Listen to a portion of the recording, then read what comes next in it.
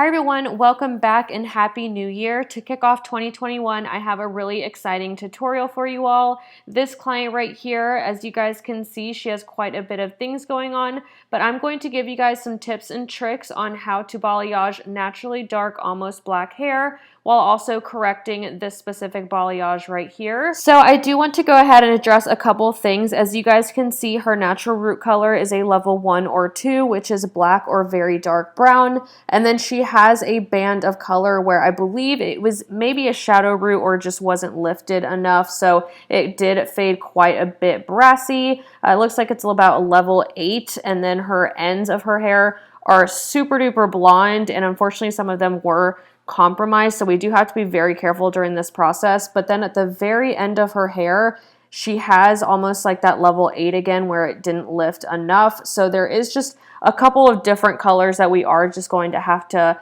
tackle on whenever we get there. I'm going to be very, very tedious during this process just to make sure that we're not over processing her hair. So to start off, I am going to go ahead and take off a little over an inch, about 1.5 inches from her hair, just to make sure that we're not coloring over any of those compromised ends and giving her a nice healthy base to start off with.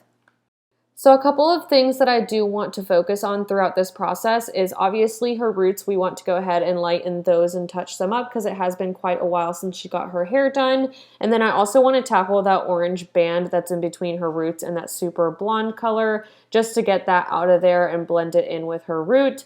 And then I also want to focus in on the very ends of her hair where I see those orange spots randomly. I do want to get those out of there just to really blend everything in and get that very seamless, kind of even all over colors. So one of my favorite lighteners to use on clients who have super dark or coarse hair is definitely the Schwarzkopf BLONDME. I feel like there aren't many lighteners out there besides the Schwarzkopf Igora Vario Blonde that get super dark, coarse hair very light. And I feel like this one does a very good job at doing so and just lifts it to a very nice, pure blonde. So that's what I'm using today. And I'm also going to be adding in my Olaplex, of course. I know that the BLONDME has some bond additives in there already, but I just like to use the Olaplex for extra protection. So we are going to start at the very bottom of her neck area.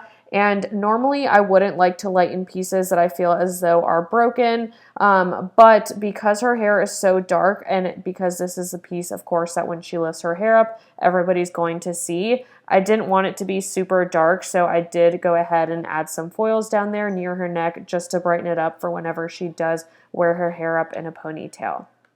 And if you guys are wondering, I do start with 7 volume down here on the bottom sections, and then I move my way up eventually to the 20 and 30 mixture. So about 25 volume is what I end with at the very top of her hair on that last section. So right here, you guys will see that I am doing a little bit of thinner weaves near her hairline, and then I will start to get a little bit of thicker weaves. So I wanted to get the thinner weaves just to make sure that it's very nice and natural near her hairline.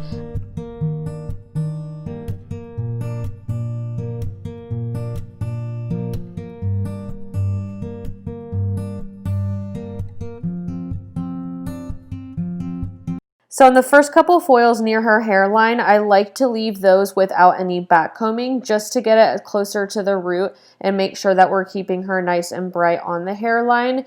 And once I work my way up, you guys will see that I start to back comb all of my foils. And with the back combing, a little tip that I like to do is put that little back combing piece in that little clippy. So I like to just kind of like clip away any of the teasing so it doesn't get in the way when I'm trying to kind of like softly brush the lightener up. There's nothing more annoying to me than when the back combing gets like mixed in there and it's just a big sloppy mess. So that's a little tip for you guys if you tend to get those little back combing pieces inside of your foil and you get like super frustrated like I do. So what I like to do is kind of lightly brush up towards the root, but not like fully saturate over there. And it doesn't really matter how you do this technique because you're going to end up shadow rooting it anyways, but you guys will see right here that I am kind of taking little pieces that aren't lifted all the way and are a little bit more orangey, and I'm going to overlap those ones just to get nice lift on those, and then being very careful with the ones that are already very light and just making sure I'm not overlapping on those lighter blonde pieces,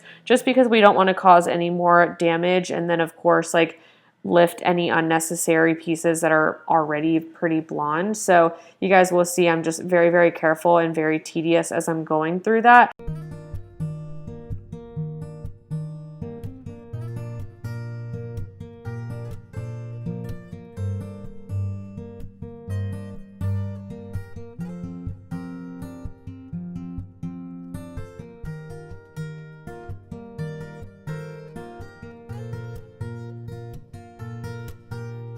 Whenever I'm doing any type of foiling technique on super dark or coarse hair, I do like to use a medium to a little bit thicker of a weave.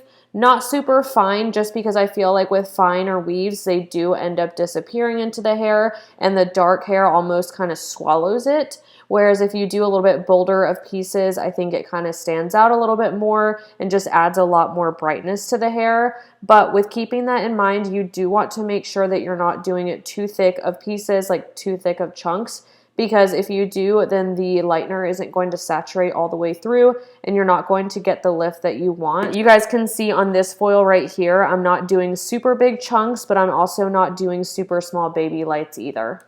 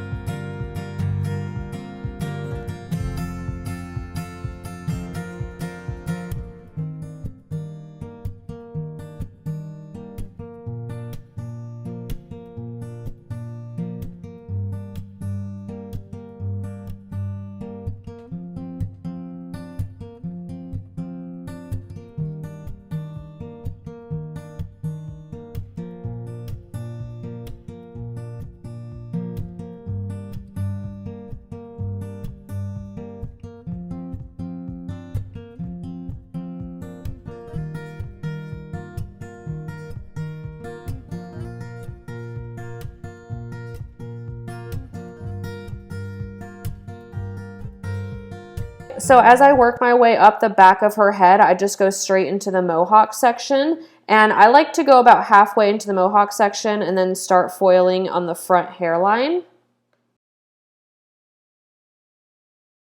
And you guys can get a little bit of a closer look here where I fully saturate about the middle section of her hair where that orange band is. And then I feather my way up towards her root, leaving about a 1/2 inch to an inch section just around where that teasing is, just to give a little bit of that soft transition from her natural root color to the blonde.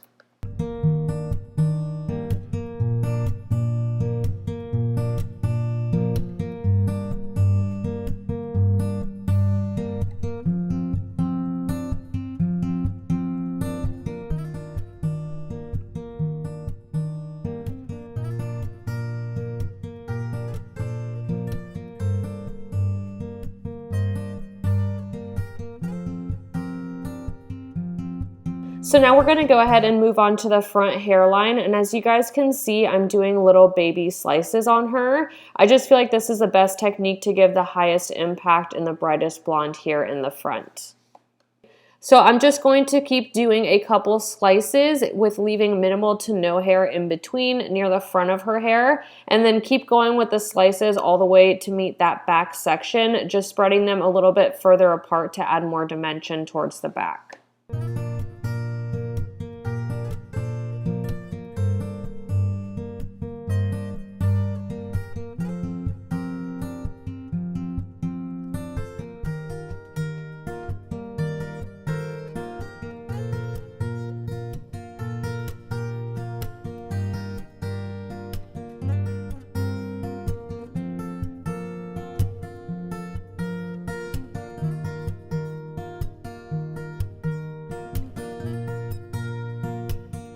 And you guys will see I'm just mimicking those exact same steps on this side of her head, and then we're going to go ahead and move on to the mohawk section.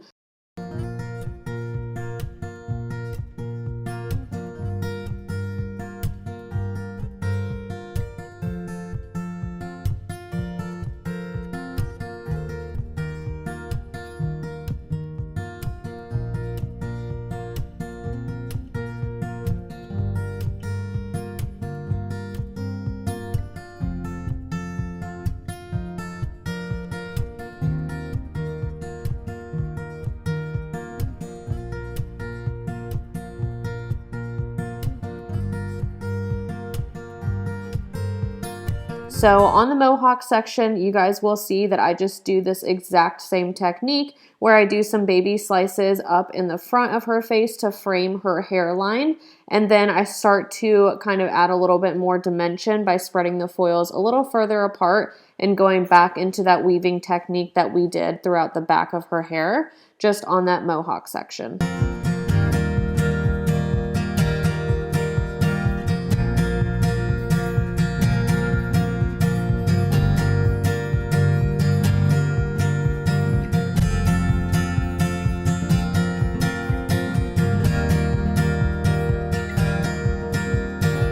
So I just went ahead and moved you guys over to the side angle of her hair, so that way you guys can kind of get a better idea of the minimal hair that I'm leaving in between the foils.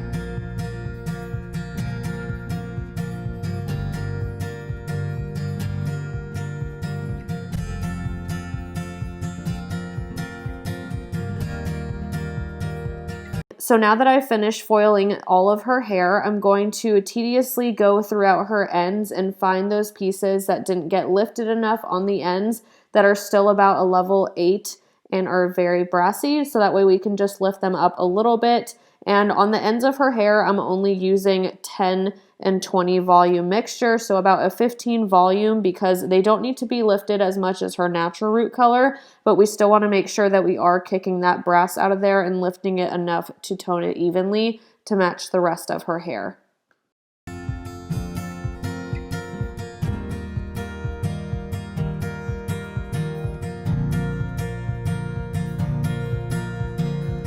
I completely forgot to record myself mixing up her root shadow color, so I am using Redken SEQ 4N with the thicker processing solution, not the regular liquid one, but the cream one. I like to use that one just because it gives me a little bit more control whenever I am doing a shadow root. I wanted to use 4N today because I felt as though anything darker than that would be too dark of a contrast with the level 9s that I'm using as her all over toner today. But if I do anything lighter than that, it doesn't really blend in well with her natural color and then the bright color. So I needed something just a little bit in between. And for someone with a level 1 or 2, I feel like 4 is just perfect.